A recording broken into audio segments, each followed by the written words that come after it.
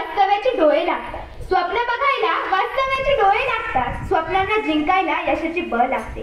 स्वप्नांना जिंकायला यशाची बळ लागते। त्या प्रयत्नांना बळ येण्यासाठी गुरूंचे आशीर्वाद लागतात। त्या प्रयत्नांना बळ येण्यासाठी गुरूंचे आशीर्वाद लागतात।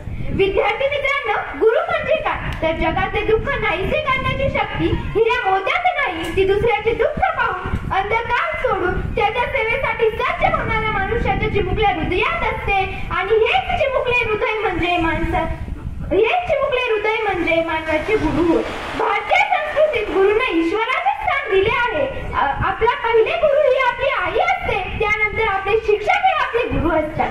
आई वडील पंख देतात, तर त्या पंखांना भरारी घेण्याचे बळ गुरुजन देतात। कुंभार ज्याप्रमाणे मातीच्या गोळ्याला आकार देऊन सुंदर मडके बनवतात, त्याप्रमाणे गुरु व्यक्तिमत्वाला संस्कारांचे आदर्श घडवतात। अहो, आज आचरेकर गुरु नसते तर सचिन तेंडुलकर सारखा महान खेळाडू आपल्या भारत देशाला मिळाला असता का? छत्रपती शिवाजी महाराज, संत ज्ञानेश्वर महाराज, संत तुकाराम महाराज या थोर व्यक्तींनी आपल्या कामाचे श्रेय आपल्या गुरूंना दिले आहे। शेवटी जाताना एवढेच म्हणावेसे वाटते, शाळा संपते पण आठवणी कधीच सुटत नाही। शाळा संपते पण आठवणी कधीच सुटत नाही। आपल्या जीवनात गुरूंचे पान कधीच सुटत नाही। आपल्या जीवनात गुरूंचे पान कधीच सुटत नाही। धन्यवाद।